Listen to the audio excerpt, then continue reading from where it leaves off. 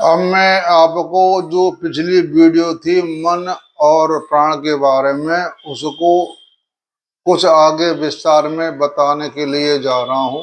उसे आप ध्यान से सुनना। यानी यहाँ यह पूछा गया है कि जड़ रूप अंतःकरण, प्राण, वाणी और कर्मेंद्रियां और चक्षु यानी आंख आदि ज्ञान इंद्रियों को अपना अपना कार्य करने की योग्यता प्रदान करने वाला है। उन्हें अपने अपने कार्य में प्रवृत्त करने वाला जो कोई सर्वशक्तिमान चेतन है वह कौन है और कैसा है।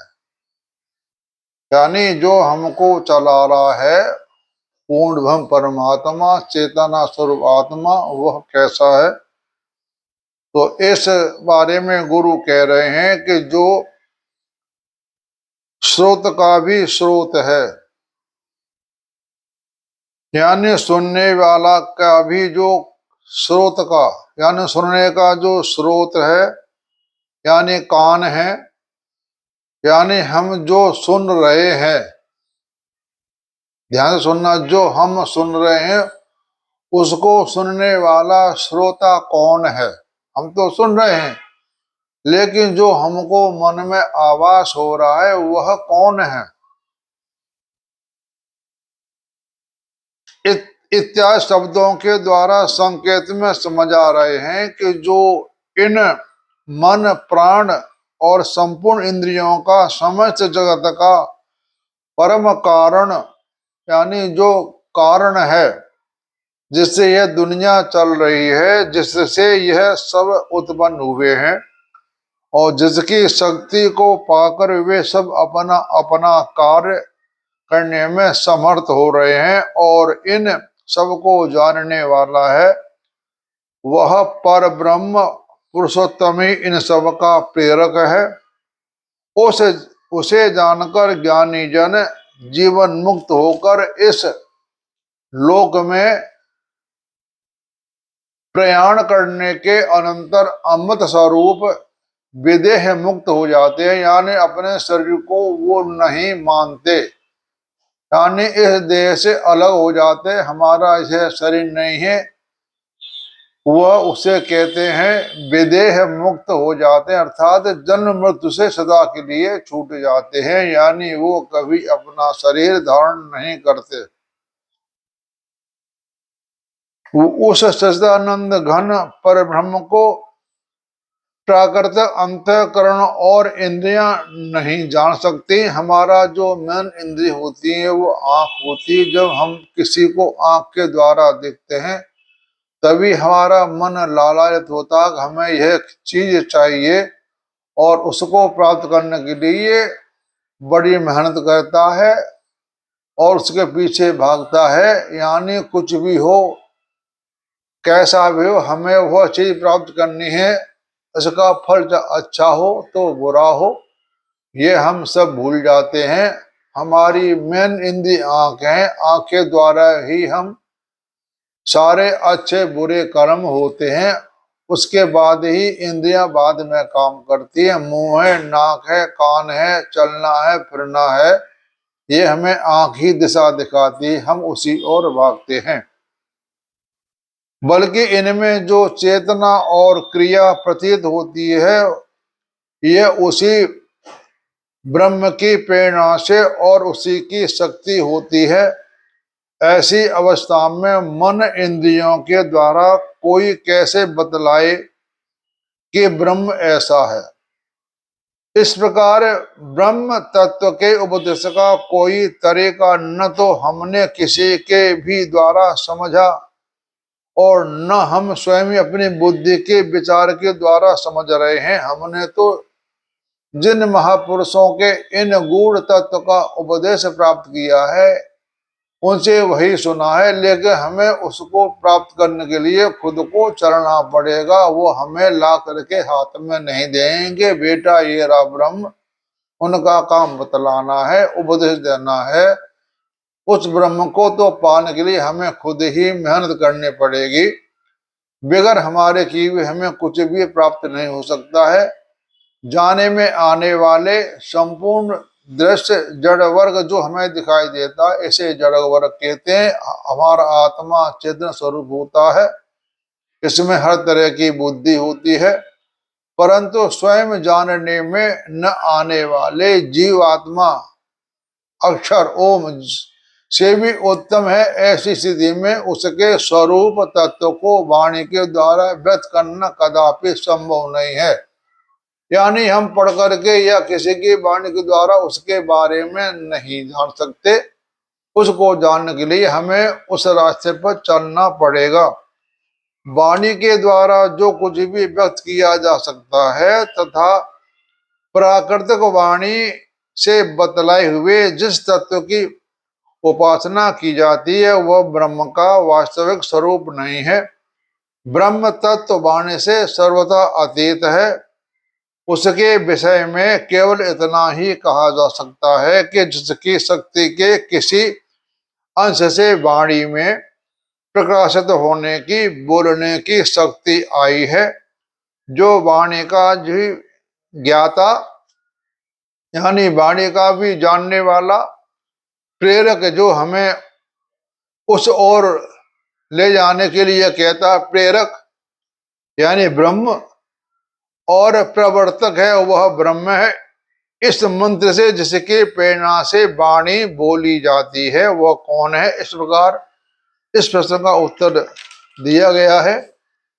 बुद्धि और मन का जो भी विषय है जो इनके द्वारा जानने में आ सकता है तथा प्राकृतिक मन बुद्धि के जाने हुए जिस तत्व की उपासना की जाती है वह ब्रह्म का वास्तविक स्वरूप नहीं है।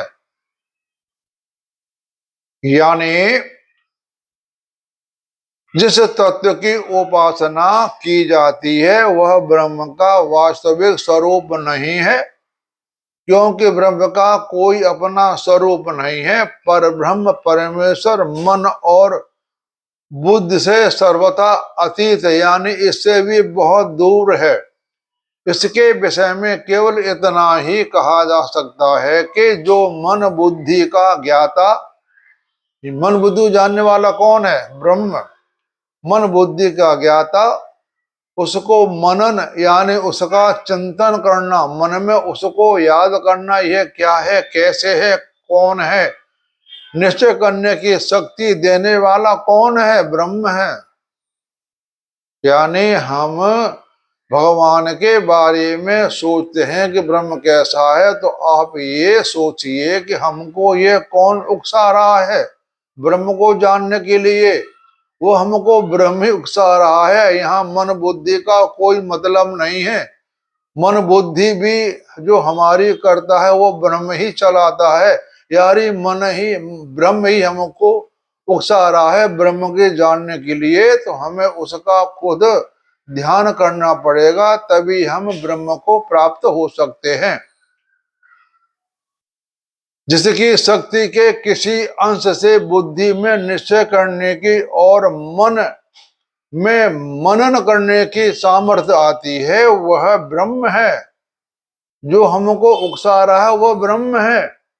इस मंत्र से किसी की शक्ति और प्रेरणा से पाकर मन अपने ज्ञेय पदार्थों को जानता है, वह कौन है?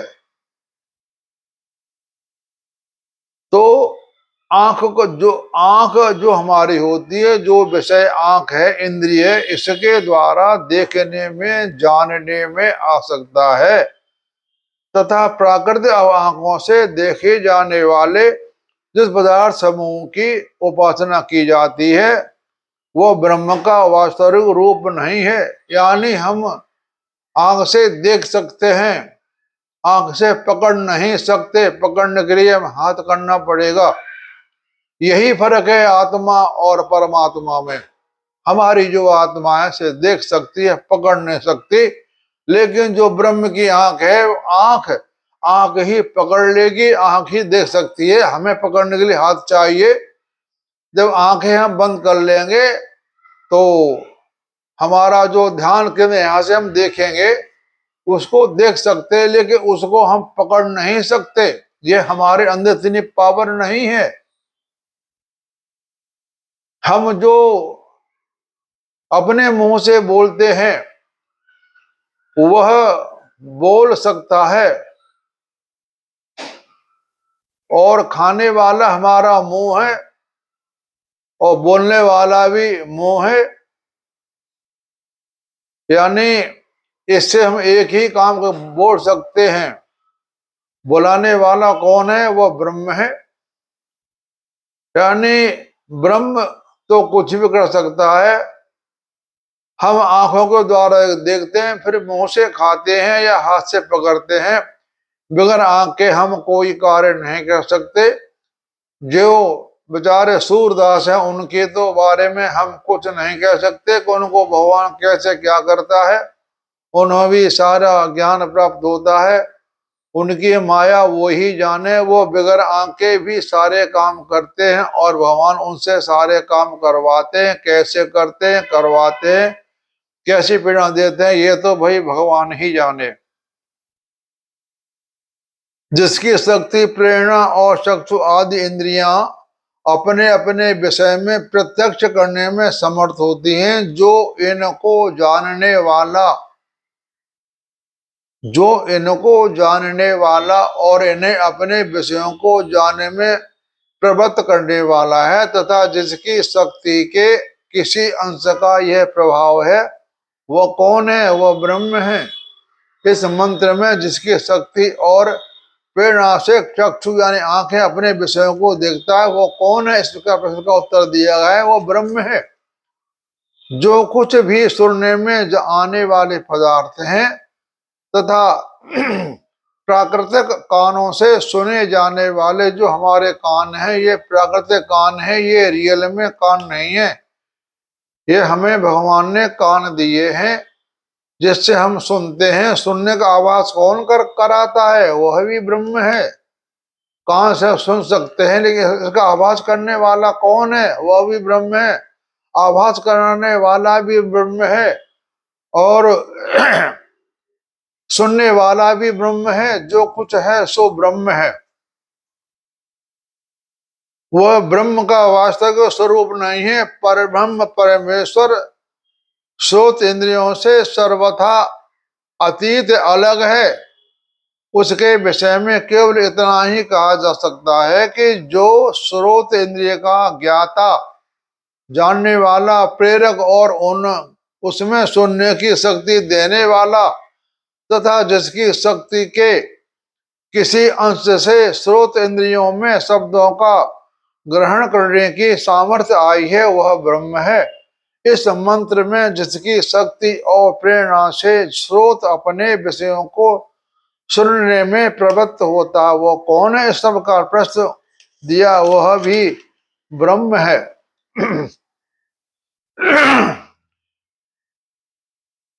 तो गुरु अपने शिष्य को सावधान करते हुए कहते हैं कि हमारे द्वारा संकेत से बतलाए हुए ब्रह्म तत्व से सुनकर यदि तू ऐसा मानता है कि मैं उस ब्रह्म को भली बात जान गया हूं, तो यह निश्चित है कि वे तूने ब्रह्म के स्वरूप को बहुत थोड़ा जाना है। कहने का मतलब यह है कि अगर संकेत बतलाए हुए ब्रह्म तत्व को सुनकर यदि तू ऐसा मानता है कि मैं उस ब्रह्म को भली बात जान गया हूं, तो यह निश्चित है कि तूने ब्रह्म के स्वरूप को बहुत थोड़ा जाना है, कुछ नहीं जाना है तूने। तो तू ऐसा कहता है तो क्योंकि उस परब्रह्म अंशभूत जो जीवात्मा है उसी को अथवा समस्त देवताओं में यानी मन, बुद्धि, प्राण, इंद्रिय आदि में ब्रह्म का अंश है। यानी हमारा जो मन है, बुद्धि है, प्राण है, इंद्रियां हैं, हमारी जो 9 इंद्रियां हैं आदि में ब्रह्म का अंश है, जिसके वे अपना काम करने में समर्थ हो रहे हैं।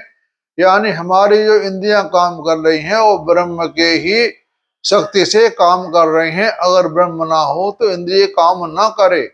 इसके बारे में आपको और ही बातें बतलाऊंगा, लेकिन वो क्रम बाय क्रम से बतलाऊंगा तो आपको जल्दी समझ में आ जाएगा। एकदम मैं सारी बातें कह दूंगा तो ना मेरी समझ में आएगा और ना आपके समझ में आएगा।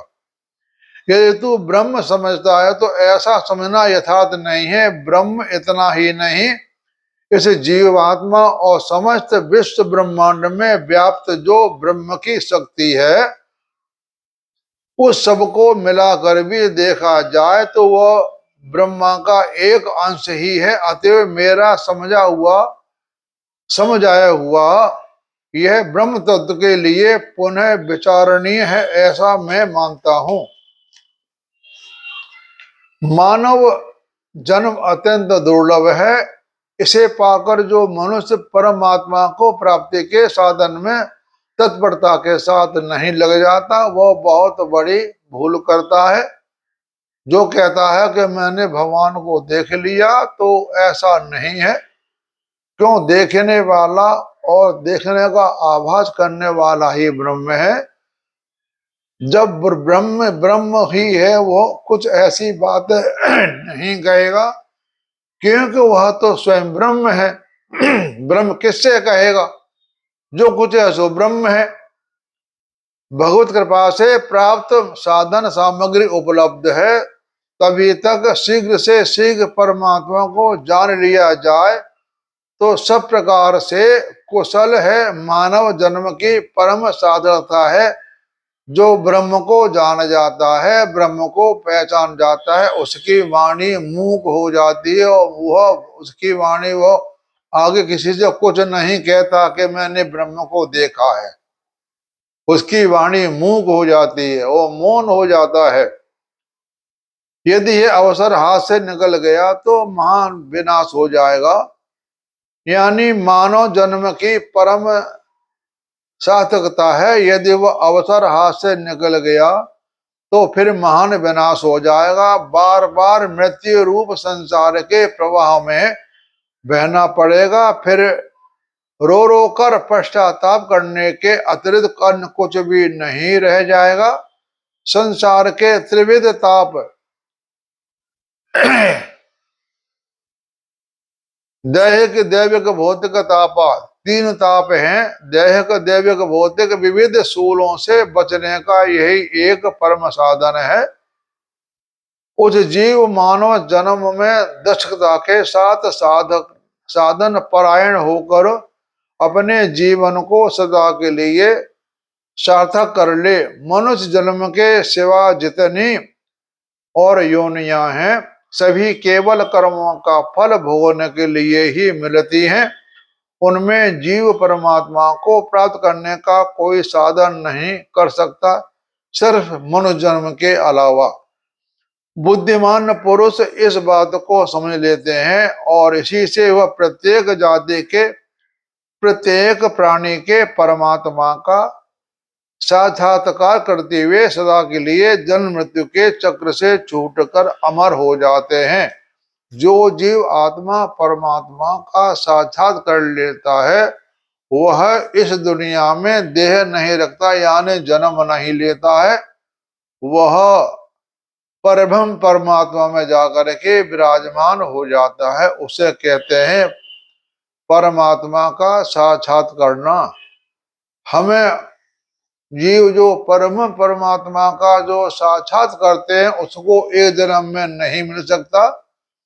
क्रम बाई क्रम वह मनुष्य कोशिश करता है, करते करते करते करते पता नहीं कितने जन्मों में हमें भगवान का साक्षात्कार हो जाता है।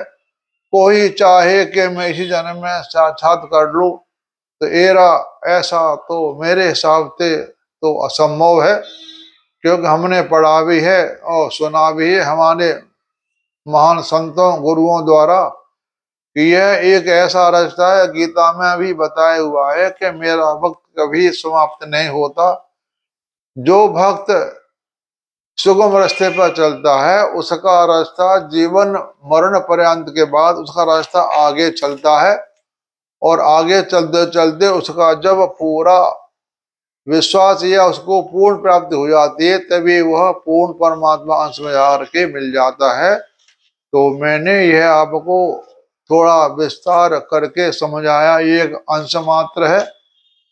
तो वो तो इसमें भी कहा है कि ऐसे समझाने से सुनने से कुछ नहीं होता। जो कोई बात कहता है या सुनता है या जो हम पढ़ते हैं, उस बातों पर हमें खुद को चलना पड़ेगा, तभी हमें उसकी प्राप्ति हो सकती है। किसी के कहने के सुनने से सब हम मन को, अपने मन का ध्येय को बदल सकते हैं, और मन को ध्येय के बदलने के बाद हमें उसका चिंतन मनन करना पड़ेगा।